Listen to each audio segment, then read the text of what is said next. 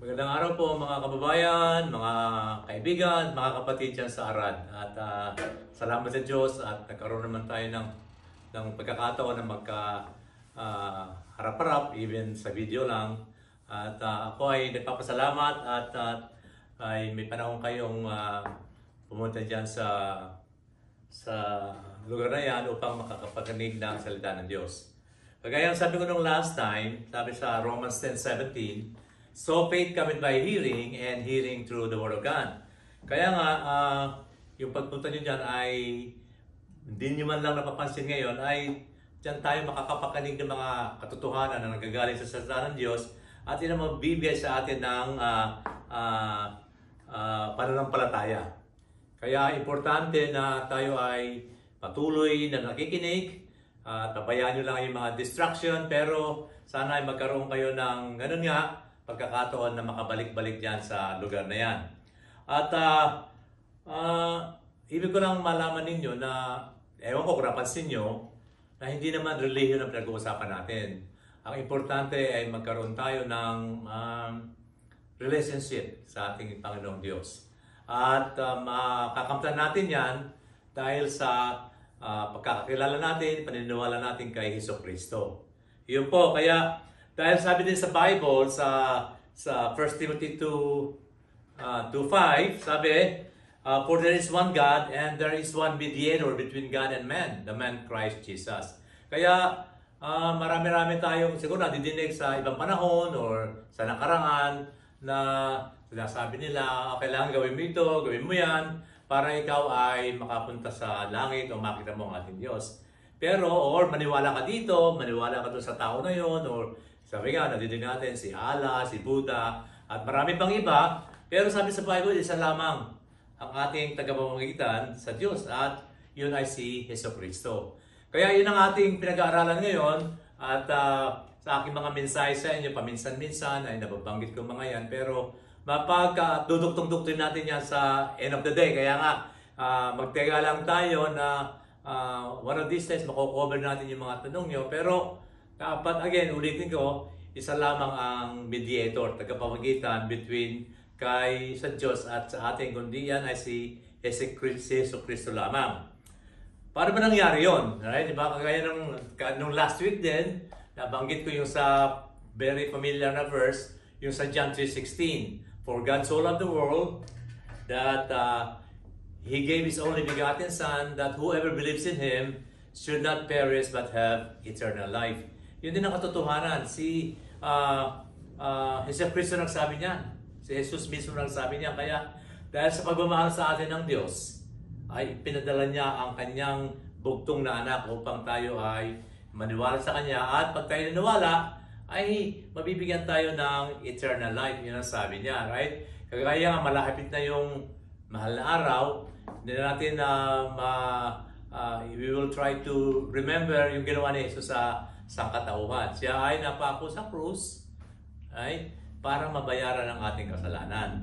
Di ba ba? Kaya yun nga, dahil yung sa verse nito, sapagkat kayo na lamang ang pag-ibig o pagsinta ng Diyos sa sanlibutan, ibinigay niya ang kanyang bugtong na anak. Wala nang iba, right? Si Jesus mismo ang nagsalita niyan. Kaya maraming mga religious leader, again, maraming mga iglesia na nagsasabi ng hindi na ayon dito. Pero po ito, tandaan nyo, ito ay salita mismo ni Jesus na nagagaling sa Biblia. Tapos sabi din ni Jesus sa John 14:1 naman, ganito. At ito ay sa papatotoo na talagang tayo ay mahal ng Diyos. Kaya binibigyan niya tayo ng katiyakan. Sabi ni Jesus sa kanyang pagsasalita sa kanyang mga disipulo, sabi niya, let not your heart be troubled. Believe in God.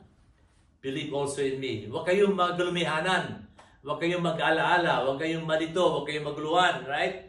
Na ang ating pananampalataya ay dapat ay sa Diyos. Right? Believe in God. Tapos sabi niya, believe also in me. Kaya ito, consistent yung sinasabi din na isa lamang ang tagapamagitan between God and man. Si Jesus mismo sinasabi niya, believe also in me. Yun yun, right? Siya ang ating tagapamagitan, wala nang iba. para tayo magkaroon ng tamang relationship or kaugnayan sa ating Diyos. Yun nga, sabi, tapos nga ito yung pinaka-paborito kong verse, actually, paborito ko yung John 1 hanggang 6. Pero mag-jump lang tayo sa verse 6. Sabi niya, I am the way, the truth, and the life. No man cometh unto the Father but by me, or except through me. Yan yung sabi ni Jesus, right? Malapit na siyang umalis, babalik na sa kalangitan. Sabi niya, I am the way, the truth, and the life. Ako ang daan at ang katotohanan at ang buhay, right? Sino man ay di makakaparoon sa Ama kung hindi sa pamamagitan ko. Kaya din, inuulit lang ng salita ni Jesus mismo na siya lamang ang tagapamagitan between God and man, right? There is only one mediator between God and man. Paulit-ulit na po yan. At sa salita mismo, sa bibig mismo ni Jesus, sinasabi niya, no one comes to the Father except through me. Wala nang ibang daan kundi si Jesucristo. Yun po, again, inuulit ko, hindi anumang bagay na ating gawin, hindi sino mang tao o sino mang leader ng mga relihiyon ang makapagliligtas sa atin, kundi si Jesucristo lamang.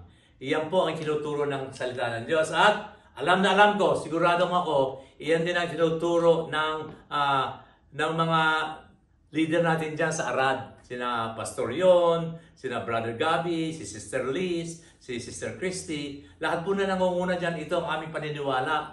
At again, hindi relihiyon ang pinag-uusapan natin, kundi ang tamang relationship sa Panginoon natin, sa pamamagitan ng ating Panginoong Hesus, sa Diyos at ating Panginoong Hesus. Ang nga, sabi ito pa yung, dito tayo magsasara, yung sa Ephesians 2:8 and 9, sabi, for by grace, you have been saved through faith, and this is not your own doing. But again, it is the gift of God. Natatandaan nyo, pinag-usapan natin sa last week, yung for the wages of sin is death, but the gift of God, ito rin yan, consistent yan.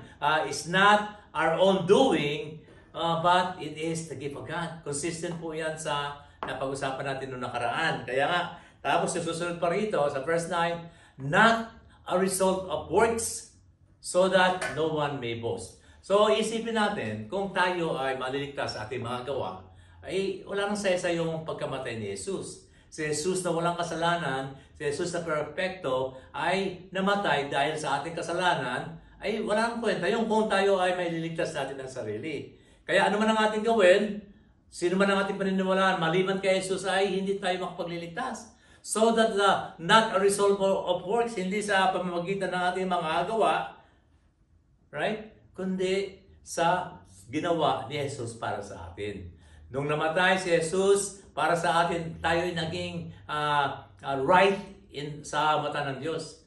Naging tama tayo sa paningin niya. Kaya yun ang dapat nating lalahanin na kung tayo ay magbabasa ng mga salita ng Diyos, yun ang dapat nating bibigyan ng pansin na tayo ay hindi maliligtas ng ating gawa, that mayroon lamang isang tagapamagitan between us and God, ay alalahanin natin na yun ay walang iba kundi si Jesucristo. Nung last week, napag-aralan natin kung paano natin tanggapin si Kristo, di po ba? Na maniwala lamang tayo na siya ay namatay sa krus upang maging ating tagapagligtas at Panginoon. Yun lang po, sana ay huwag kayo magsawa. Bumalik-balik dyan. Sabi nga, so then faith cometh by hearing, and hearing by the word of God. Paulit-ulit man yung madinig, ang aking hangarin ay matimo iyon sa inyong mga puso at maniwala talaga na sa Jesus lamang ang magdadala sa atin sa kalangitan. Siya lamang po ang mapagliligtas sa ating kaluluwa. Maraming salamat po at hanggang sa susunod muli. God bless po!